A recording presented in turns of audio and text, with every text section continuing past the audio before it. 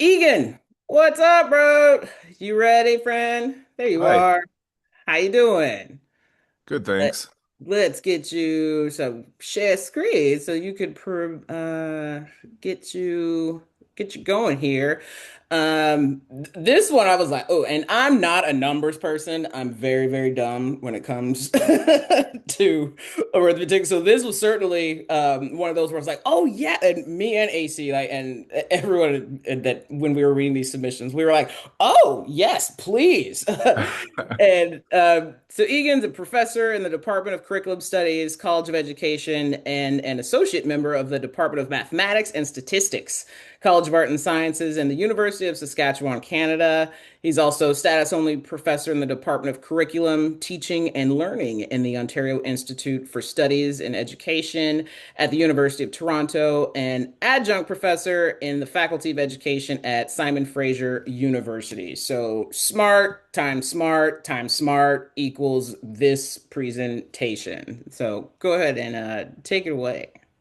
Well, thanks for that introduction. I'm still not sure I'm supposed to be here, but we're going to see. And a marker for me of a great gathering is great questions, and I think that's what I've been noticing in my time here. So I'm going to try and make an argument here today that Kayfabe is pedagogy, and it looks like there's a lot of slides, but I'll definitely get through them in the short period of time that I have. This is sort of like the table of contents that we're going to go through, and the reason I'm here today is, well, this sort of happened to me, and I don't want to spend too much time on it. You can read it in the other link that you have there, but it's tweaked a little bit. This is about me learning about John Cena, essentially.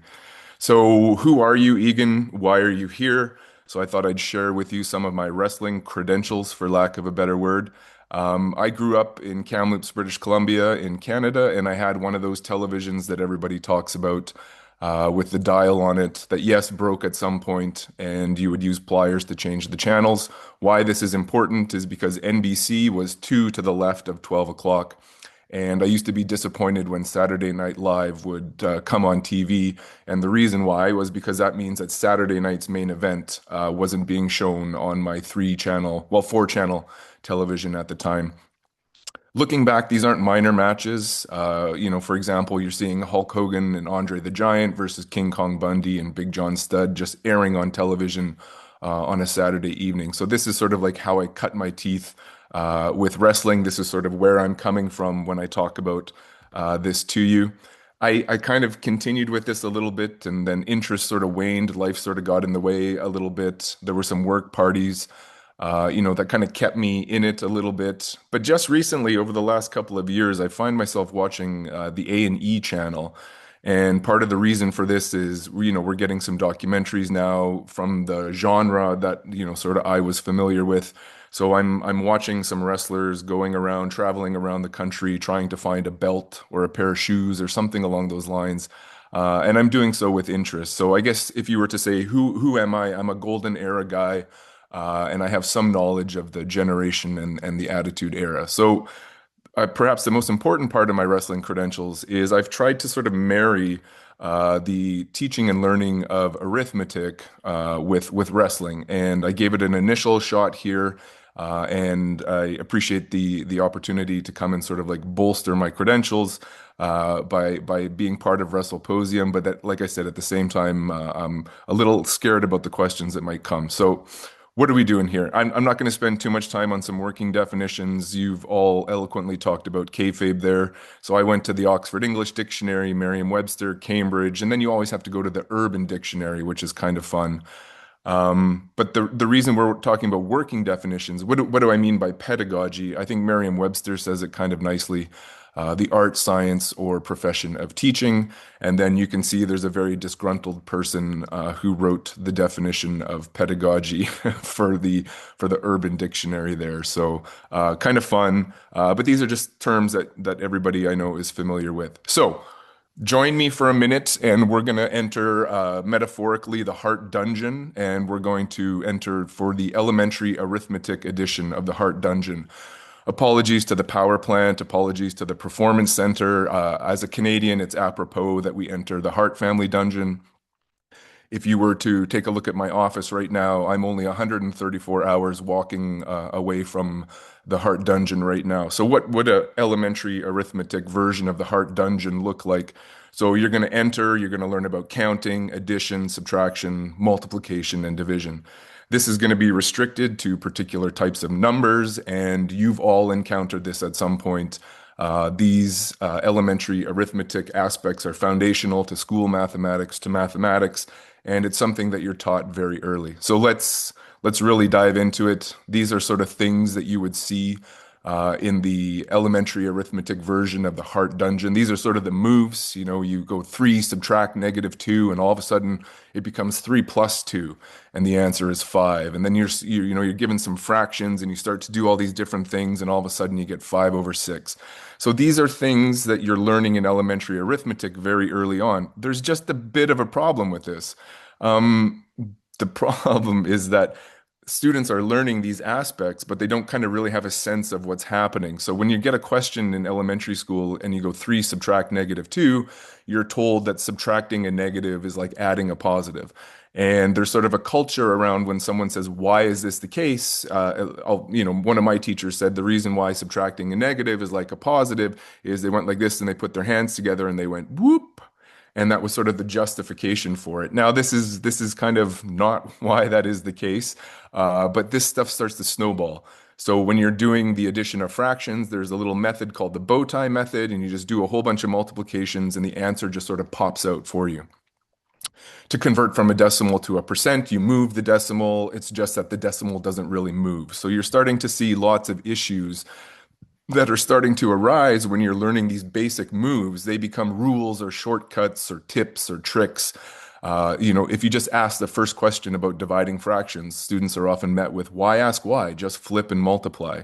So there's lots of stuff that's happening here in elementary school, in learning elementary arithmetic that sort of creates a bit of a house of cards. So I want to focus on one in particular, though, and this is kind of connected to this semester. I sort of did this in standing in a room full of teachers, future teachers, and it kind of caused a bit of a stir. So I'll do a quick part here about this move that you can't see me from John Cena, someone I wasn't as familiar with, given sort of my golden era kind of guy status with it. But I sort of learned a little bit about it, and I learned where it came from and the move that it was supposed to be. So this move is to indicate that this wrestler is for this period of time, kind of like ascending to the next level. And it's part of a series of moves, the 5 moves of doom. And this is something that was with Bret Hart very early on. And so we see a precursor to another signature move, and then boom, a finishing move with the attitude adjustment. But then the internet enters the mix. And John Cena does a very nice job on a BuzzFeed video talking about how he accidentally became a meme, and talks about this sort of like invisible thing that happened. And if he's in a picture, then people are talking about it as if he's not there. Or alternatively, they have their hand around somebody like this, and here's a photo. Here's me with John Cena right now. And there's a very interesting version of this where The Miz is interviewing Cena, and there's this empty chair in the ring, and it's sort of taking its whole kind of like life of its own. So this is sort of let's take a quick slide out of the ring here for a second. I need to catch my breath. I want to show you kind of what I'm trying to do here. So on the one hand, we have elementary arithmetic. On the other hand, we have sort of this wrestling genre. So I have the teaching and learning of elementary arithmetic. You can't see me. I'm trying to marry these notions of kayfabe and pedagogy. So let's see here if I put these things together. I'm going to show you an example from the multiplication of decimals. So in mathematics, squaring the circle is something that's kind of well established. So I'm bringing that theme with it. We have the squared circle. So what I'm going to try and do with you today is I'm going to try and square the squared circle. And Wrestleposium and the PWSA seems like a very interesting place to try this. From the website, there's an innovative teaching aspect here, which kind of really drew my attention. So I'm going to try and square the squared circle where scholarship meets the squared circle. So thank you for the opportunity. Okay, I'm out of the ring. Someone's counting me back in. Let's get back to what's going on. Let's talk about the multiplication of decimals. The precursor to the multiplication of decimals is whole number multiplication. You don't have to do any multiplication here today. I've kind of done a lot of it for you. So a number like 328 times 24, if you remember back to the standard algorithm that you were taught in North America, you would do something that looks like what you see on the screen, and you get an answer of 7,872. The reason why your times tables are so important is because when you're answering this 3-digit by 2-digit question, you're really just using your times tables. 4 times 8, 4 times 2, 4 times 3, 2 times 8, 2 times 2, 2 times 3, and a whole bunch of nice, bookkeeping helps you get the answer. But what you're really doing in certain aspects is you're doing 4 times 8, but then you're actually doing 4 times 20 because your 2 is in the tens column and your 4 times 3 is really 4 times 300. So if you wanted to double check your answer, you can actually do multiplication from left to right. So you would do 300 times 20, which would give you 6,000. And it's actually a better way to kind of keep track of mathematics if you're doing it mentally. So good precursor to let's look at a doppelganger and see what happens. So I just put in some decimals. 3.28 times 2.4. And I'm going to go through and just do the multiplication like I did before. There's just one problem. If I drop the decimal down from the 3 and 28 hundredths, it doesn't get me the right answer. And if I drop the decimal down from 2 and 4 tenths, that isn't really working. So we've run into a bit of a problem here. So let me add a 0 so that I can line up the decimals properly in my multiplication. Do it again and I'm stuck with an incorrect answer. So we've run into a bit of a problem. But that doesn't mean that we're not going to do our due diligence with decimal multiplication. So it's actually quite different when you start working east of the decimal. So in my first multiplication there of 4 times 8, what that really is 4 tenths multiplied by 8 hundredths, which gives us 32 thousandths, which can be broken into 30 thousandths and 2 thousandths, and 30 thousandths is 30 hundredths, which is why you see the 3 in that hundredth column, and then you see the 2 actually going over to the thousandths column. So this isn't an easy task in any way, shape, or form. If you want to take a look at playing it all out, and again, you don't have to do the multiplication. You sort of see some weird 3s and 2s, and they're all in these different places, and the bookkeeping becomes actually quite important. So there's the deep dive version of it where the decimal does line up, and if you were to look at it with a bit of zero support, for lack of a better word, that's where all your zeros pop in, and you're sitting there going like, well, if you're teaching a room full of young students, maybe you've lost everybody, even though they were learning about multiplication. Well, okay, so this standard algorithm that you look at doesn't look that great. There has to be a better way. So there is arguably a better way for decimal multiplication. So what you do is you take 3.28 times 2.4, and what you see are those decimal points, so you just completely ignore them. And then what you do is you conduct the multiplication, and then you put the decimals back in and you count the number of decimal points from this invisible decimal because everything was lined up without a decimal. So it kind of pseudo sits to the right of everything. So you count out, there's 2 decimal points in the multiplicand, 1 in the multiplier. And so then you move it over 3 decimals and everything's fine. Everything seems fine, it works fine, but this gets back to sort of like why ask why, just flip and multiply. As an algorithm, it's kind of interesting. You ignore that they dematerialize, they materialize. You keep track of everything with what's going on. So this method here was of interest to me because future teachers are going to go out and they're going to teach this method as well. So this is sort of like your recipe, your sort of step-by-step version of it that's going on. What is Cena's algorithm? So this is kind of where I was going with this semester as I tried to introduce this notion of Cena's algorithm. But what this was interpreted as was something different than what I had intended. And I'll share sort of that story here in the last little bit. So this is all the steps in the recipe there for you. This is kind of how we're going to go through, and I just want to draw your attention to a version of a signature move. So this is an elementary arithmetic version of You Can't See Me. We then see the notion of the decimal shuffle, for lack of a better word, and then we see the decimal adjustment. So when I started seeing the John Cena as a wrestler, I started seeing the multiplication of decimals. So you see a few of the signature moves and you actually see a finishing move that's kind of happening there. So signature moves, you can't see me, the decimal shuffle, a finishing move with the decimal adjustment aligning with the attitude adjustment and all those other parts that are there. So where's this discrepancy between what I was doing and what kind of came out of it? So this idea that kayfabe is pedagogy for me is now something that is an area that I'm going to be investigating a little bit further. But it's not that they just aligned. What I was trying to do here is I was trying to use perhaps Cena's interpretation of showing the you can't see me move. And then what I got was the meme from my students. So there's this process. We can make all of these different connections.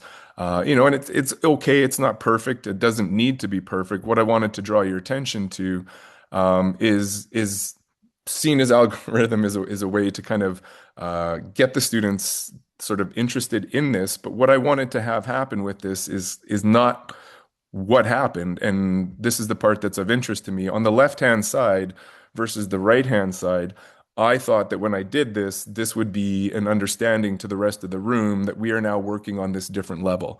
So the idea that you can dematerialize decimal points and that the arithmetic that you learn for whole number arithmetic still applies is a pretty powerful place value statement. So I wanted to get into a discussion about the what happens, the power of the place value, how a tenth column is like a hundredth column if you multiply it by 10 and all these different things. So the intention was to establish the idea that place value is, as the kids would say, meta. It's very meta.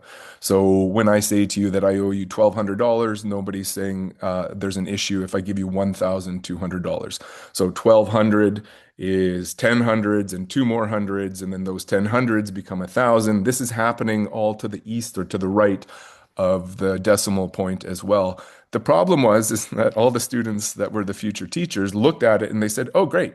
So if I just ignore the decimals and do the multiplication and put the decimals back in, then I'm going to get the right answer every time." Students are going to be very interested in this. So what I was hoping to do was to have this kind of like meta conversation understanding about place value. But what I did was I actually put another rule or shortcut or trick or tip or something like that in their arsenal to take to their future math class.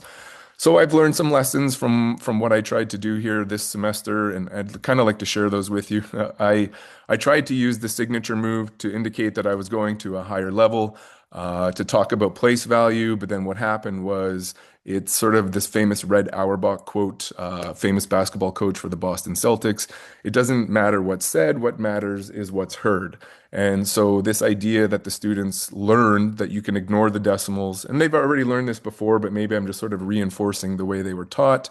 Um, they've learned a new thing that they've put into their quiver, which is a bit of a problem. And the reason why this is a bit of a problem is the tips and the tricks are actually now so pervasive that we're finding that students are showing up to university and they have very good grades in mathematics, but they don't really have an understanding of what's happening or how all of this is working. And so some very basic understandings are now kind of not at the core of this sort of elementary arithmetic, which is the foundation for your entire career in mathematics. So there's rules and tips and tricks, and I shouldn't have been surprised that they kind of took it as that. So I think the next time that I attempt this, I guess one could argue that maybe I botched this one. And I am a little green with kayfabe in terms of pedagogy. And I think the next thing for me is to kind of start working about angles with works and shoots a little bit. And the idea of a work shoot is quite of interest to me. But the thing I think I realized from this semester, despite my intentions not landing the way that I hope they did, is that I think kayfabe is pedagogy, and it's going to be a big part of the teaching and learning of not only elementary arithmetic, but future teachers of mathematics kind of going forward. So thanks for the opportunity. I posted this on my my X handle, and it created quite the stir amongst some colleagues. I've been having some very lovely conversations with that. So thank you to everybody involved with the PWSA. And of course, I think I saw John Cena in the crowd there. I'm not too sure, but I'm pretty sure I did. So thanks to John for being here today as well. He's totally here. Yeah, I saw him too. That That was dope and joyous, as the chat is saying. I did not expect to do math or learn math like this, but my God, that was legit. Like that was really dope. That was really dope. And comments or questions? I want to open it up to people before I jump in because I certainly could. Lisa, I know you were geeking out.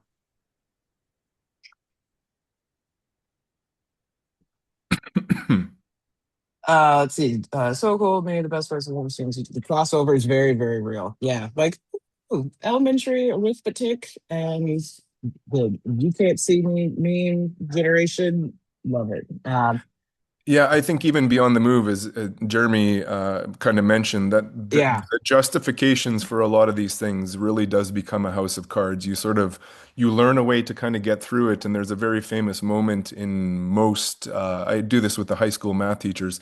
They get to university and they get to a class where they're told to show that angle side angle proves congruence. So they're not using angle side angle. They have to prove that angle side angle proves congruence. And then they realize, oh, okay, kind of have to dig a little bit deeper here. So a lot of the justifications that you get do become sort of this recipe card. And a lot of students that are successful are those that have learned all of the tips and the tricks. But it's sort of like hard to kind of pull all of that together. So it's looking for those different justifications. And like I said, I still remember the boop that my teacher told me for why a negative times a negative is a positive. That this Mhm. is whoop is not why. The hard part with that is that if I remember this, I get everything right. I get it right on my homework, on my quizzes, on my tests. You put all that together, I get a lovely mark in mathematics. It goes on my grandmother's refrigerator, and then she starts to ask me just a few questions, and my house of cards starts to fall apart. So it's an interesting space to investigate for sure. Yeah, and as Jeremy suggests, that rich field for exploration, right? Because of the juxtaposition of those things of like what we're seeing and what we're learning, and like and through solving all of that, like our cognition of being able to like semantics and recognizing those things when they appear is huge. Let's see what Lisa said. This is definitely a comment, not a question, but feel free to approach. There's some really interesting comments here regarding how professional wrestling is permeating popular culture. Something academics sometimes assume about our field is that we are fringe or niche. So I think your presentation and experience highlights is not the case at all. Like I said, a marker for me when I get together is the questions for the presentations are just sort of like it's clear that people are thinking very, very deeply about things here and in a bunch of different areas. So the opportunity to come and talk about elementary school arithmetic is very nice for me to be able to do. So thanks for that. Yeah, it's that's what's yeah, I love that too about her comment too about like the fringe or the niche part of it and the criticisms that we can get as not only fans that may have, initially brought us into this space of professional wrestling, but not to go beyond that and now study it, to make these correlations and make juxtapositions and seeing where things like interrelate. Uh that doesn't like people always say like, oh well, you're doing too much or you're making something out of nothing or like why do you have to make a think piece out of this kind of stuff, where it's like because you don't see it doesn't mean it ain't true. Because you're not, so it's like it's fine. This is we're allowed to do these things, but it's always interesting when people are like, oh, you're making way too much out of it. And I'm like, am I though, or are you just bored or ignorant? I think the thing that I've struggled for a long time is that like this idea of why ask why, just flip and multiply. Yes. For a long time, I've tried to figure out how to place it for myself. And so I thought Mm. about it as a shortcut or a justification or help them get through it. And then when I realize what's actually happening, I think talking about kayfabe and scripted and all those different aspects there. This is actually the right place for that discussion to happen. It's just now kind of going through the process and making the argument for others. So in the article, I talked about it seems like the most unlikely of places that fans of wrestling or academics with wrestling would be connected with those that are dedicating their life to the teaching and learning of mathematics. But this actually might be Mhm. the proper way to frame the things that are happening in these moves and tips and tricks, which is that we are kind of actually suspending reality a little bit when someone says, okay, the rules are simple, magically dissolve the division sign, turn it into a multiplication sign, put the number on top on the bottom, put the number on the bottom on the top, now conduct this, and now you get the right answer. So that is a suspension of something that's happening there. Again, though, the prize is that you actually become successful in the subject according to metrics like, tests and quizzes and that as well. So it's an interesting space, and I hope to kind of play in it for a while. Yeah, and that's something that's like when I study rhetoric or propaganda and like the narrative construction of reality or how we make messages, it's like I teach a lot of brand Hmm. psychology or media psychology classes, and it's like, yeah, deconstruct the psychological impact of these things by identifying what the creative components or what the creative elements are used to elicit a feeling, to produce a certain feeling. Like if you break down like any horror film or something. It's like, oh, okay, you got the smoky stuff, you got black, like the music, you got the organ. Like there are literally those things. So it's like this plus this produces this feeling. And so it literally is kind of math. And as Tracy said, an interesting way of presenting it, for students. We got time for one more question, and then we're going to get Lizzie up here and go into lunch. This makes me also think about incorporating wrestling in the way we teach elementary school age students as an aspect of culturally responsive pedagogy. Did your college students feel like the wrestling references as cultural insiders or outsiders for the most part? How did they feel about the wrestling references? So that's actually a very interesting question because we are talking a lot in the classes about things like ethnomathematics. We were talking about sort of Japanese multiplication, Italian multiplication. So that was sort of something that was part of it, and I didn't know how it would be interpreted to kind of come at it from this angle. So when I did this the first time, you could tell the students that were in the room that knew what was happening. But the part I found that was most interesting in embracing different cultures and cultural approaches to mathematics, those that knew what was happening were then quick to explain to other people about John Cena and about wrestling and what this move Yeah. means and the internet and that. So I think it was because they've sort of been not primed, but sort of aware of different cultural aspects to what was deemed actually a subject for a long time that is acultural. That's kind of been shifted with things like ethnomathematics. They as a group kind of said, "I don't get it," and they were saying, "Well, I'll show you." And then videos were showing, and everything was kind of going on. So it was a neat little Mhm. moment there, and it'll be something to continue with. Oh, for sure. That's so interesting. Thank you. And yeah, I see someone put in the chat too. Pedro Donez, I can't, wrestler in the Bronx area who uses his persona, the big action to teach elementary math. Oh, that's it. Cool. Thank you for sharing the Yeah, link to so that. I would love the opportunity to meet the big action. My persona, for lack of a better word, is at Matthew Maddox on Twitter. And what I actually do is I go in and present myself as this traditional math teacher, and I can scare a room full of people within a second.